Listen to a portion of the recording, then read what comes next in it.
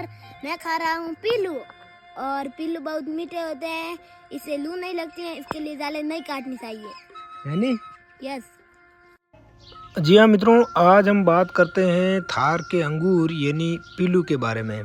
वर्तमान में थार रेगिस्तान का टेम्परेचर जो है वो 48 डिग्री पहुंच गया और ऐसे समय में भी पक्षियों के लिए जो है वो कुदरत ने इतने मीठे फलों का जो है वो बंदोबस्त कर रखा है। और पूरे रेगिस्तान के अंदर इस वक्त झाड़ों के ऊपर पीले और लाल रंग के पीलू लगे हुए हैं, जिनका लुत्फ पक्षियों के साथ साथ जो है वो यहाँ के इंसान भी उठाते हैं।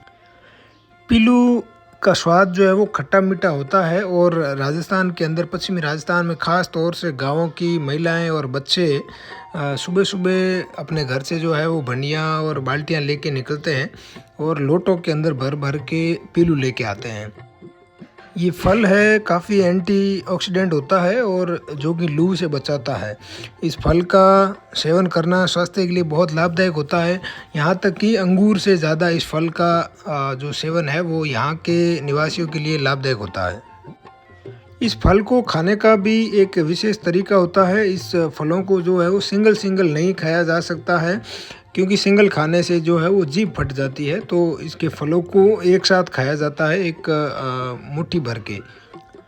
और इन फलों को जो है वो सुखा करके कोकड़ के रूप में उपयोग किया जाता है। सूखे हुए पीलू को कोकड़ कहा जाता है और जिसका उपयोग जो है वो यहाँ के लोग बारिश के टाइम और खेतों में काम करते समय सेवन करते हैं। सेम जो है वो किशमिश की तरह हो जाता है। हाँ, उसमें सिर्फ फ़र्क इतना है कि इसके अंदर एक छोटी सी गुठली होती है जिसे बड़ी सावधानी से खाना पड़ता है। अगर गुठली टूट जाए तो वो खारा हो जाता है। पश्चिमी राजस्थान में ख़ास तौर से दो तरह के पीलू लगते हैं। एक जो होते हैं वो खारे पीलू आते हैं और एक जो है वो मीठे पीलू आते हैं। मीठे पीलू के अंदर भी 5-6 वैरायटी होती है और कलर के आधार पे, और खारे पीलू के अंदर भी 5-6 वैरायटी होती है।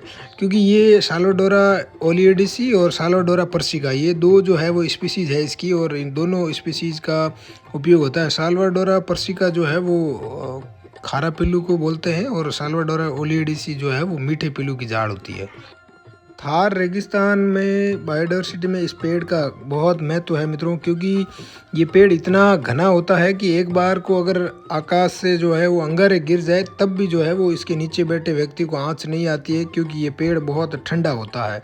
और इतना ही नहीं, इसके नीचे कई जानवर जो है वो अपना घर बना के रहते हैं। जब लू चलती है 48 डिग्री तापमान में तो मोर, हिरण और कई सारे जानवर इसी के अंदर रहते हैं। और ऐसे समय में ये जो है वो उन पशु और पंछियों को फल देता है, जो कि उनको लू से बचाता है और प्यास की कमी को भी कम करता है। पिछले कुछ सालों में इस पेड़ को अंधाधुंध काटा गया है और कई नदियों के अंदर प्रदूषण की वजह से भी ये पेड़ जला है। तो आप सभी से निवेदन है, इस पेड़ को आसानी से न काटें कभी भी। बहुत आवश्यकता होने पर भी आप इसको नहीं काटें, क्योंकि ये पेड़ हमारे को पनपाना बहुत मुश्किल होता है। और क्योंकि ये 20 वर्ष का होने के बाद में फल देता है, तो झाड़ का पेड़ बहुत महत्वपूर्ण है। इसे काटने से बचें और अपने आसपास अगर कोई काटता है तो उनको भी समझाने की कोशिश करें।